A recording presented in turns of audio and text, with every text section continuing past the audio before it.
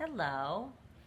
So, when it comes to looking at the disorder of narcissism, the disorder of narcissistic personality disorder, it's something that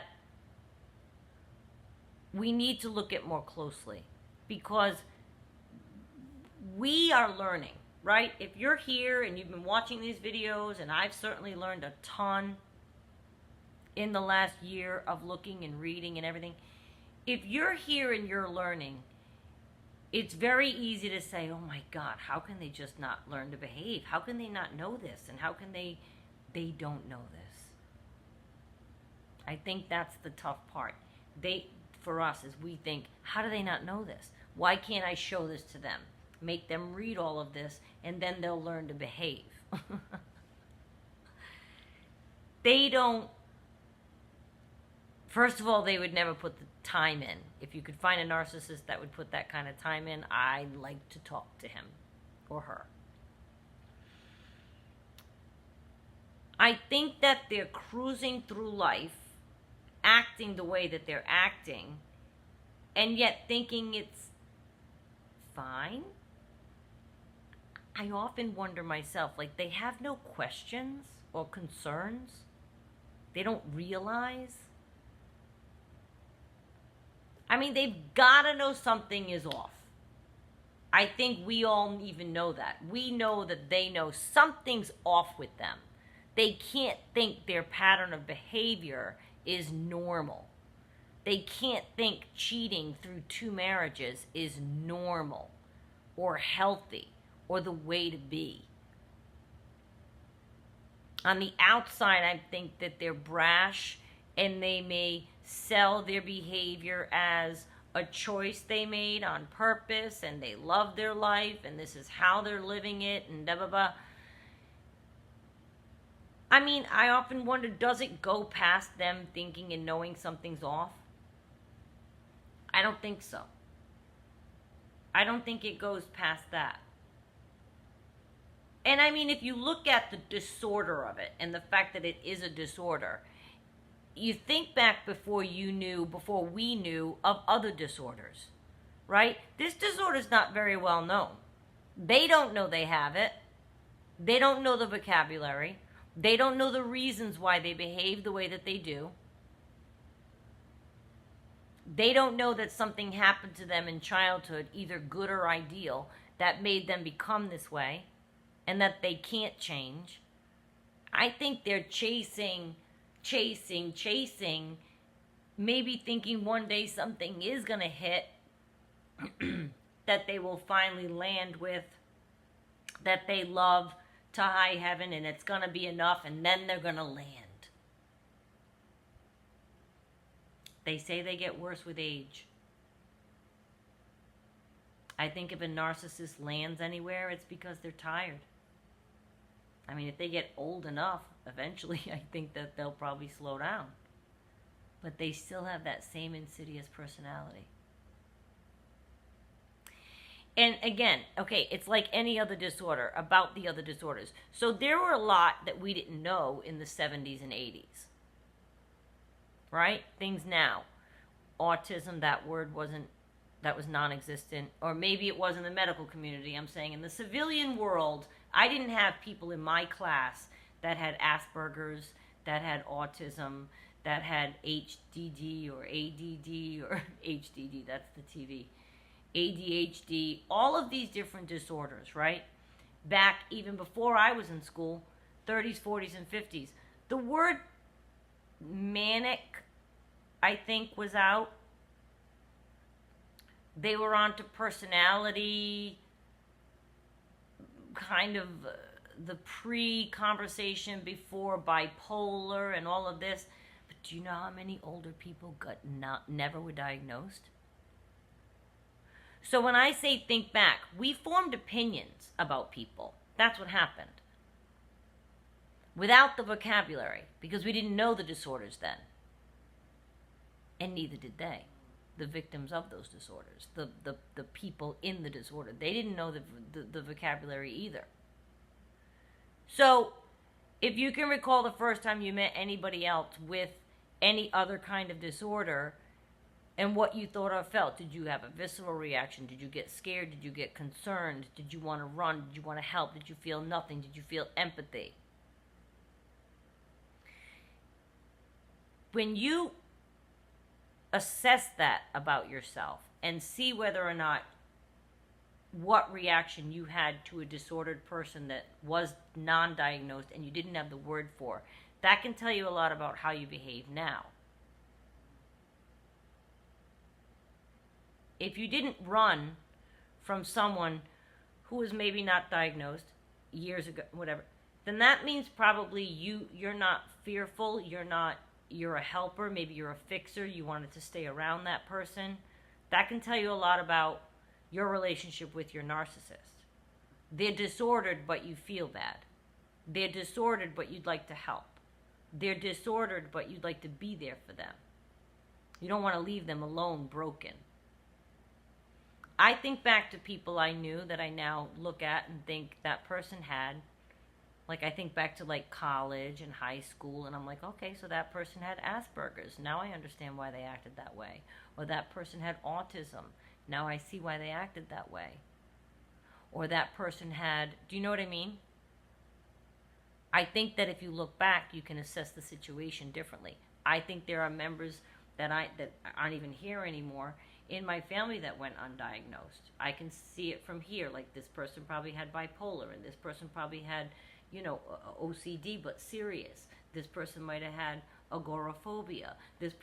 Back in the 30s, 40s, 50s, people didn't mess around with that stuff. They were very busy. They were working. They were raising their kids. The country was at war. I mean, we've had a lot of time since to devote to mental health, which is fantastic. And it was a leap we needed to make. This disorder is part of that spectrum. This is a big deal, and people aren't talking about it. That's why I always, whenever I comment to anybody, share. Share these videos. People need to get educated. But back to the original point, the narcissist does not understand what's happening to them.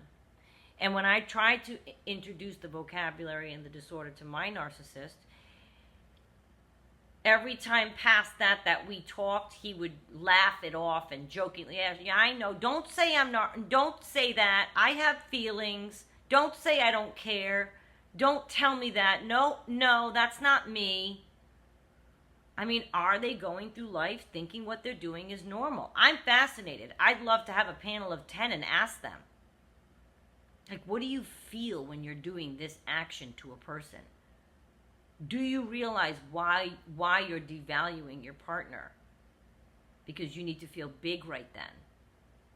That's so uncomfortable. They would never understand or be willing to even admit that.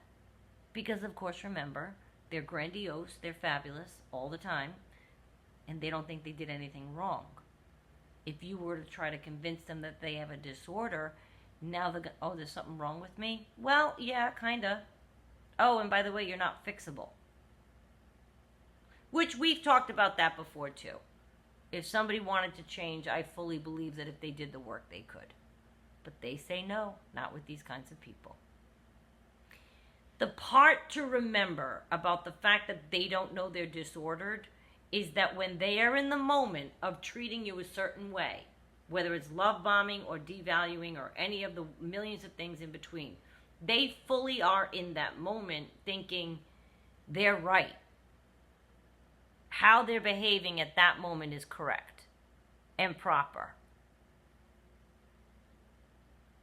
And even later, if you were to point out to them what they did was cruel and they say they're sorry and they even cry tears, that is to manipulate you into thinking that they feel sorry. You might say, well, he really looked like he felt bad. Well, they're good at what they do. They're charming. They're cunning. They've done it for years. They know what they're doing. And they know exactly how to make you feel that they feel bad. They know what to do to convince you that they know what words to say. They've studied you. They study us. And what he needs to give to you to convince you that he feels bad isn't the same of his last victim and isn't the same as his future victim. Maybe that won't require crying, and he'll just be like, oh, I got away with this one easy. They don't know why. They don't know they're disordered, which again leads me to my series of questions. How are they living that life? Oh my God. Like, don't you say to yourself, I kind of feel like a snake? Or maybe that's all they think. They think, oh, I'm a snake. I'm a snake.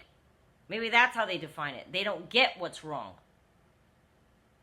Can you imagine going through life with that blinder, not having any idea that you have this big, huge thing that you and I are being educated? This is a big, huge thing. And they're squirming through life, not even knowing. They don't even know. So they're doomed forever to have this life, forever. They don't know it's there. They're not going to want to change it. They're not going to do the work to change it. They're doomed to live it forever. They're doomed to live disordered forever. And they don't even know it. So that can be frustrating too. Don't let that frustrate you. That they act like everything's fantastic and they're wonderful and everything's good. They don't even know they're disordered. Just wait. If everything's on a high right now for your ex-narcissist, just wait. It'll blow up. Give it a minute. They don't even know it's going to blow up. You do.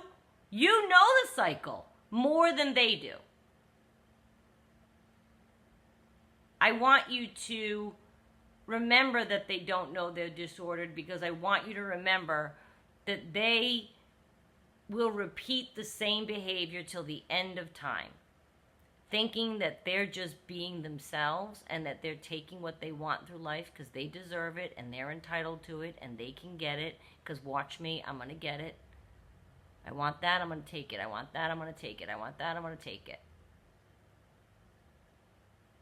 And when you watch somebody going through life like that and you know they're disordered, you can pity them.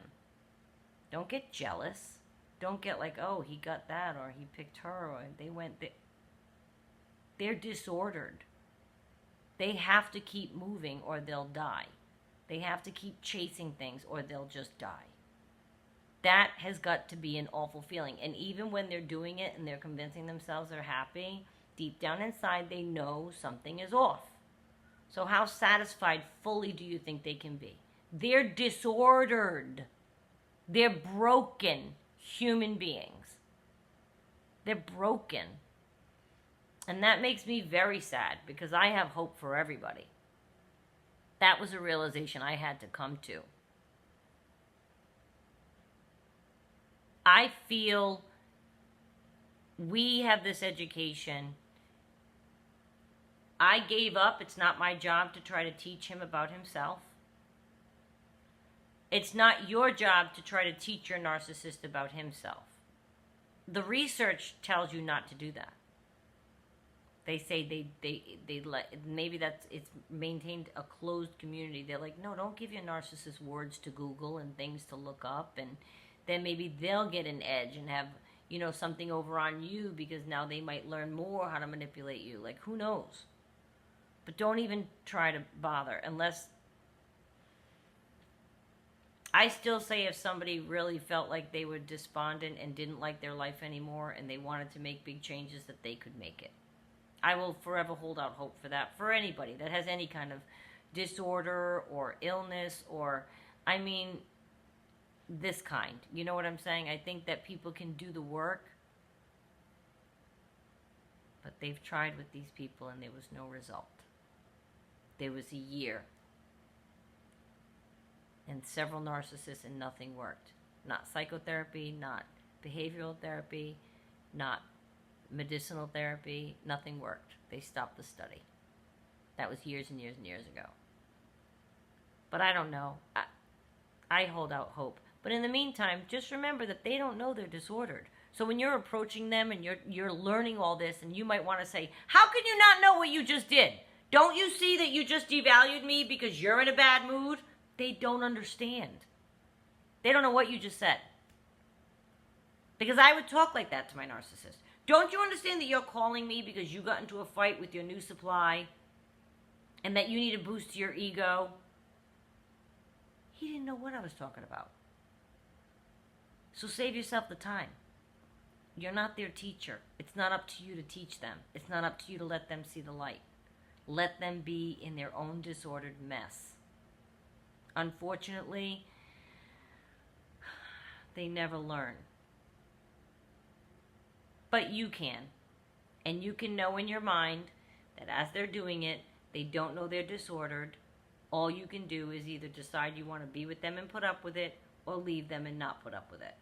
But they're not going to change, and they don't know they're disordered, and they feel fine, and they think they behave great, and there's nothing wrong. So I just wanted to remind you of that.